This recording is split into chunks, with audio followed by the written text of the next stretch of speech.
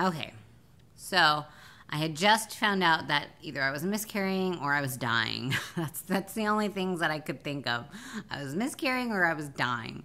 And so I called up my friend that's an RN, but she's also a good friend. She dealt with infertility with me. She went to my church. Her son and my son are best friends. We're really good friends. I would say she's one of my best friends. So I called her and I said, look, I think I just miscarried. I took Provera. I took, 2 days of Clomid. What should I do?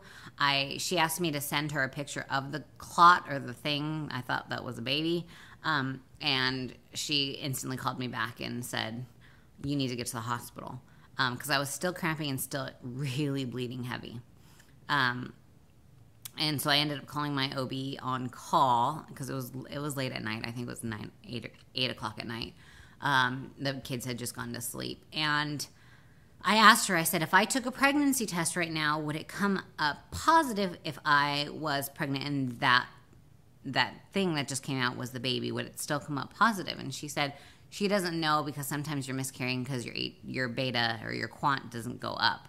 So, because we had been TTCing, I did have one test left. I had one 99-cent store test left, and I took it. And as the urine is passing by it's literally passing by the positive because it goes to the test line and then the control line. The test line turns, and I had to like push out whatever little urine I had left, and it was like bloody urine because I was still really bleeding. And so as it's going past the test line like burnt, like it is like blazing positive even before the urine had gotten to the control line. I mean, it was instant positive. And my heart sank. To find out you're pregnant, and I'm going to try and do this video without crying. 1, on my birthday, but 2, to find out that you're pregnant, and in the same sentence, find out you've lost your baby or you're losing your baby, was really hard. I sat on the steps and bawled, and my husband was out of town at the time. So I called my cousin and I said, look, can you please take me to the hospital? My mother-in-law was going to stay here with the kids. I think I just miscarried. So she came and picked me up, and we were having like a horrible blizzard. So getting to the hospital took like an hour. So we get to the hospital, get checked into the emergency room. The emergency room does a blood draw to find out what my beta count was, to find out if I was in fact pregnant, and then they would take it from there. So they did the blood draw. They also checked a whole bunch of other things because they took like 7 vials of blood. And I did bring with me the clot. Like I put it in a Ziploc bag because if that was the baby, I wanted to know it right then and there. I wouldn't have kept it, but you know what I mean? Which is really weird. But, so they come back and my beta was at 3550. I think it was 3550. And they said, yes, you are pregnant. Yes, we do suspect you are miscarrying or you have already miscarried. We're going to do an internal ultrasound and find out where the baby attached, and, just look at things. So they took me into the ultrasound, and I had to apologize to the tech because I was still really bleeding, and she's about to shove something up my hoo-ha, and I was just like, this is not a pretty situation. So she did it. I waited. I had to wait a long time for my results because there was no radiologist on at this point. It was like midnight. So the doctor says, hey, we send it out to the universe. A radiologist will look at it and send us back a report. So he requested that be rushed. And about 2 hours later, we had gotten it. And he said, what they saw, there's nothing in my uterus, is a mass. They called it a complicated mass cell attached to my ovary, and my fallopian tube. So they weren't calling it an ectopic because he wasn't sure what to call it. So they said they were going to do a more invasive ultrasound, resend me in, and now to know exactly what to look for. So they went and looked for it, and while they were in there, The tech had an assistant, and so they had like 2 monitors, and I don't think I was supposed to see it, but I looked, and there was the baby and the heartbeat, and it was not where it was supposed to be. They measured it, and I was 8 weeks pregnant at that point. But baby is in a place where they should not be. And so they ended up admitting me upstairs because they wanted to watch me for a rupture and have the OB department come and see me in the morning. And they wanted to watch me because I guess I could get toxic or septic or whatever the heck they call it. So in the morning they came, and my OB came, and he said, Lisa, you are pregnant. The baby cannot survive. You cannot survive. This is really dangerous.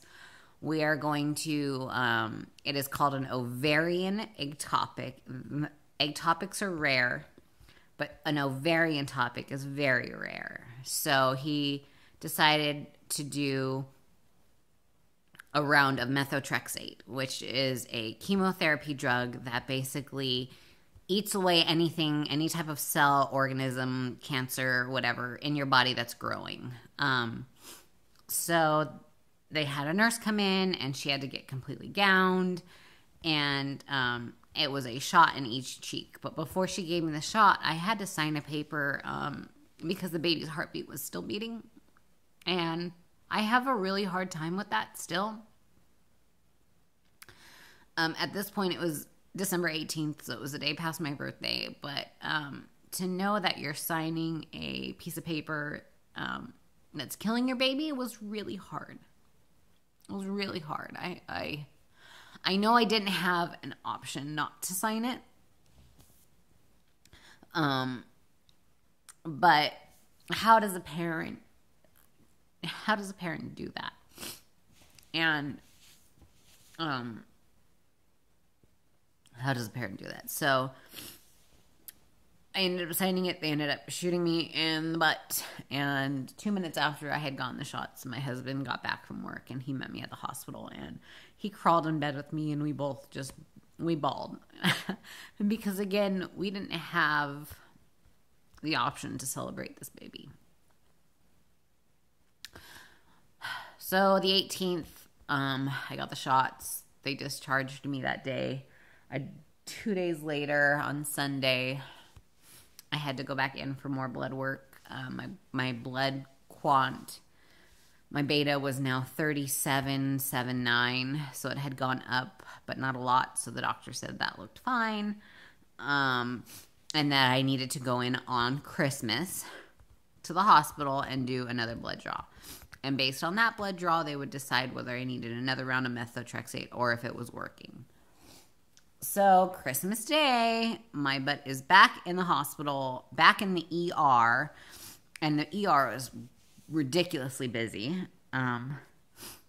And they do a beta count, so I'm sitting in the emergency room while they're doing, while they process that.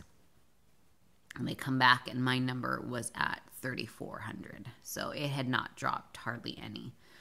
And so they decided they needed to do another round of methotrexate. Again, 2 millimeters or however they decided in each cheek. It didn't hurt, didn't sting. I think I was pretty mentally numb still. And because there's a lot of questions that are going through your mind, like, is the baby's heart still beating? Is the baby still alive? Will the baby move down? Those type of things. So I went back to work. The chemotherapy, the methotrexate made me really, really exhausted.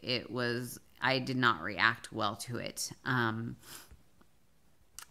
I was tired. I was lethargic. I was super thirsty, but I was nauseous. I couldn't eat. So on Christmas Day night, I ended up making us a really good meal, a crown rib roast with a whiskey, bourbon, honey mustard glaze. And it smelled so good. And I did twice baked potatoes and baked corn and homemade rolls. I mean, I made a pretty good meal. I was pretty tired, but I still made it. we had actually celebrated Christmas a couple days before when my husband was home, and we opened up all the gifts and everything like that. So, but I couldn't eat it. I took one bite and I immediately had to go downstairs and lay down, and I was done for the day. My mother-in-law put my kids to bed. I was done. I was nauseous. And through this entire thing, since my birthday, I started experiencing pregnancy symptoms really bad. So super sensitive to smell, nauseousness, tired, bloating. Gosh, my stomach, I looked like I was 10 weeks pregnant. It had bloated so bad. So it was sad to know that my baby was gone, but I was still physically thinking that I was pregnant.